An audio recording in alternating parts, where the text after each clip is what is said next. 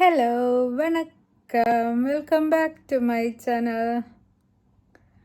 Today we will talk about persistence. Persistence என்னன்னு definition எல்லாருக்குமே தெரியும்னு நினைக்கிறேன். ஒரே விஷயம் என்ன செட்பேக் வந்தாலும் சரி பரவாயில்லன்ட்டு திருப்பி ஸ்டெடியாக கன்சிஸ்டண்ட்டாக செஞ்சுட்டே இருக்கிறது வந்து பர்சிஸ்டன்ஸ். உங்களோட மனதில் இருக்கக்கூடிய எண்ணம் எதாக இருந்தாலும் சரி, உங்களோட ட்ரீம் என்னமாக இருந்தாலும் சரி, எப்பொழுதாவது ஒரு தடவை வந்து ரொம்ப பர்ஃபெக்டாக கரெக்டான ஒரு எஃபர்ட் நீங்கள் போட்டீங்கிறதுனால அந்த ட்ரீம் வந்து அச்சீவ் பண்ணிக்க முடியாது. கன்சிஸ்டன்சி தான் முக்கியம். இடையில் எப்பொழுதோ ஒரு நாள் வந்து பர்ஃபெக்டான ஒரு எஃபர்ட் கொடுக்குறதை விட டெய்லி கொஞ்சம் பண்ணாலும் பரவாயில்ல, கன்சிஸ்டண்ட்டாக பண்ணிகிட்டே இருக்கிறது.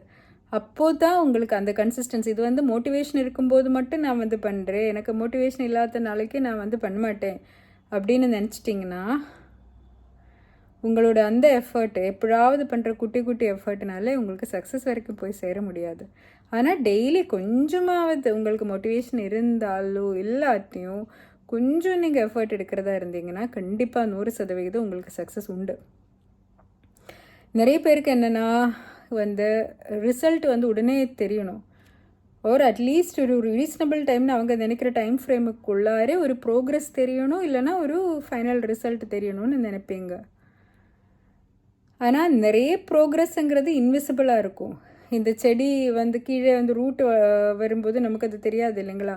அதே மாதிரி மண்ணு கீழே தானே அது இருக்கும். அந்த மாதிரி நம்மளோட ப்ரோக்ரஸ் வந்து கண்ணுக்கு தெரியாமல் இருக்கலாம், ஆனால் அது ப்ரோக்ரஸ் தான். அந்த மாதிரி ப்ரோக்ரஸ் நம்மக்கிட்ட இருக்கும். அது ரிசல்ட்டாக நம்ம முன்னாடி தெரியல, நம்ம முயற்சி எடுத்துகிட்டே இருக்கோம், சக்ஸஸ் வரல, திரும்பியும் முயற்சிக்கிறோம், சக்ஸஸ் வரல, இன்னும் முயற்சிக்கிறோம், சக்ஸஸ் வரலன்ட்டு நம்ம விட்டு கொடுத்துட்டாங்கன்னா கண்டிப்பாக சக்ஸஸ் வரவே வராது. ஆனால் நம்ம வந்து அப்பப்போ வரக்கூடிய ப்ரோக்ரஸுக்கு ரிசல்ட்டை பார்க்கக்கூடிய ரிசல்ட்டுக்கோ அப்போ விசிபிளாக இருக்கிற ப்ரோக்ரஸுக்கோ பின்னாடி போகாமல் கன்சிஸ்டண்ட்டாக நம்ம என்ன நினைக்கிறோமோ அதில் போய் சேர்றது வரைக்கும் முயற்சி எடுப்போம் அப்படின்னு ஒரு டெட்லைன் இல்லாமல் டெய்லி இந்த முயற்சி எடுத்துகிட்டே இருந்தோன்னா சக்ஸஸ் வராமல் இருக்க முடியாது. அது கண்டிப்பாக வந்து சேர்ந்துடும். ஆனால் அந்த பர்சிஸ்டன்ஸு தான் அதோட கீ.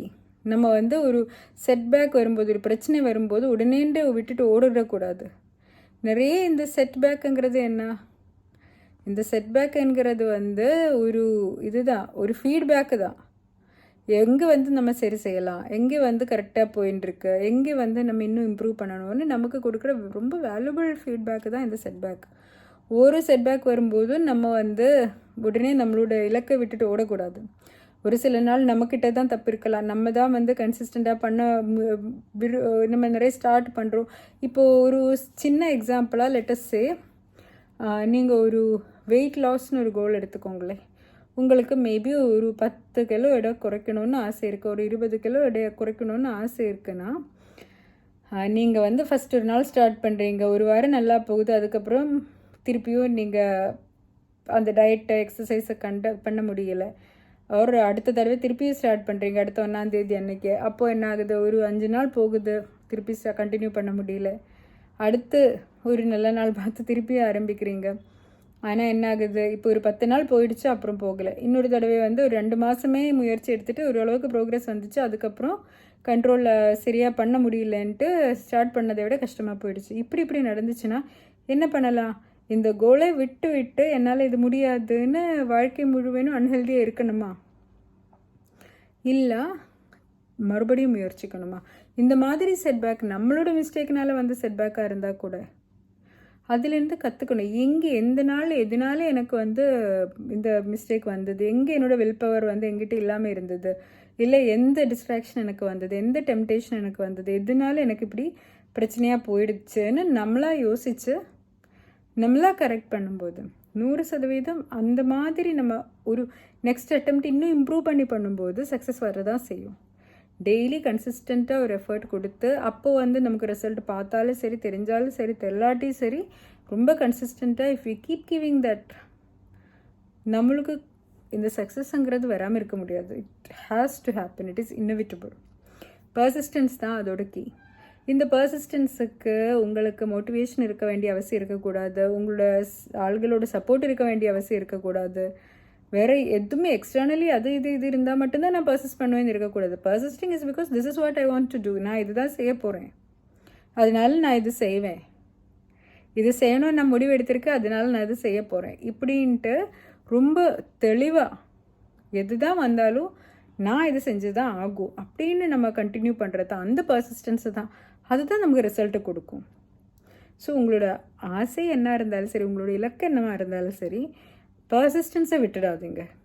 எதோ இருக்கட்டும், இப்போ ரிசல்ட் வரதா இருந்தாலும் சரி, உங்களுக்கு தப்பு நடக்கிறதா இருந்தாலும் சரி, இல்லை சரியாக எல்லாம் போயிட்டு இருக்கிறதா இருந்தாலும் சரி, what ever happens keep trying.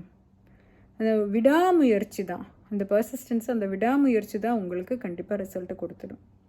So இப்போது நீங்கள் என்ன எதுக்காக நீங்கள் ஒர்க் பண்ணுறீங்களோ அதில் செட்பேக் இருந்தால் பரவாயில்ல, இல்லை நீங்கள் முயற்சியை பாதியில் விட்டுருக்கீங்கன்னா பரவாயில்ல, திருப்பி ஆரம்பிங்க.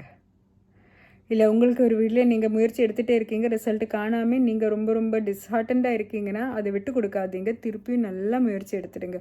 If you need to tweak your strategy, அந்த ட்வீக்கிங் பண்ணலாம், பட் முயற்சியை விட்டுடாதீங்க, கண்டிப்பாக சக்ஸஸ் உண்டு. Thank you so much for watching. Hope this was of some use to you. See you again in my next video. Bye bye.